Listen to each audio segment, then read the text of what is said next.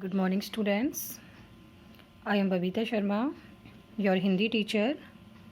बेटा आज हम हिंदी रीडर के भाषा पद के पाठ नंबर 11 जिसका नाम है रक्षाबंधन को रीड करेंगे। तो आइए हम अपनी रीडिंग स्टार्ट करते हैं। आज रक्षाबंधन का त्यौहार है।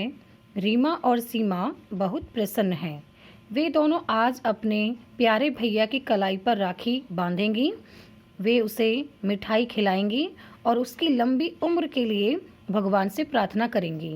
भैया उन्हें बदले में ढेर सारे उपहार देगा। उनका छोटा भाई नया सूट पहनकर उनके सामने आया। दोनों बहनों का चेहरा प्रसन्नता से खिल उठा। उन्होंने अपने प्यारे भैया को राखी बांधी, तिलक लगाया और मिठाई खिलाई। भैया ने भी दोनों बहनों को 51 रुपये दिए। 51 मीन्स 51 रुपीज़। भैया ने भी दोनों बहनों को 51 रुपीज़ दिए। दोनों बहनें प्रसन्नतापूर्वक उन रुपयों को खर्च करने की योजना बनाने लगीं। हम शाम को सदर बाज़ार जाएंगी, गुड्डा गुड़िया खरीदेंगी और उनका ब्याह रचाएंगी।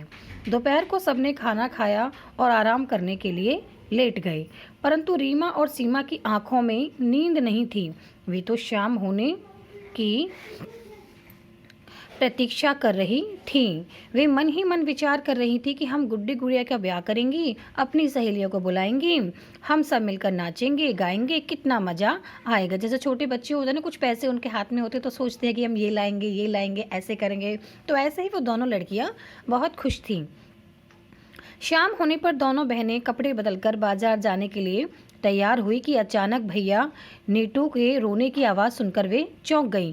आंगन में जाकर देखा तो वे बुरी तरह घबरा गईं। आंगन में सीढ़ियों से गिर जाने के कारण नीटू को चोट लग गई थी। उसके घुटने से रक्त मींस खून बह रहा था।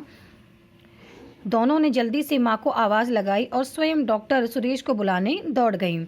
डॉक्टर साहब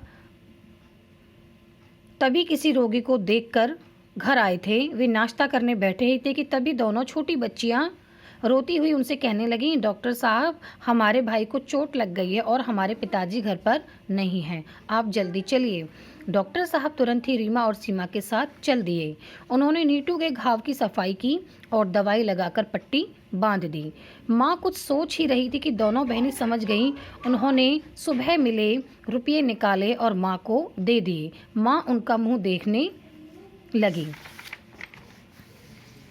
उन्होंने अपनी दोनों बेटियों को छाती से लगा लिया और बोली, ईश्वर तुम्हें सदा सुखी रखे।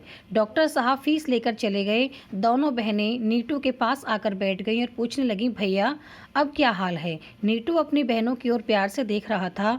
राखी के धागों ने और भी पक्की डोर से भाई बहनों को बांध दिया था। रक्षाबंधन का त्यौहार हर वर्ष आए, अपने साथ खुशियाँ लाए, यह कहते हुए माँ ने तीनों को गले लगा लिया। इस पाठ से हमें शिक्षा मिलती है कि स्वस्थ रहकर ही खुशी का अनुभव किया जा सकता है। तो आप सभी बच्चे इस पाठ को एक बार दोबारा से रीड करें और समझें और फिर हम इसी पाठ पर आधारित इसकी बुक एक्सरसाइज को करेंगे। Thank you so much.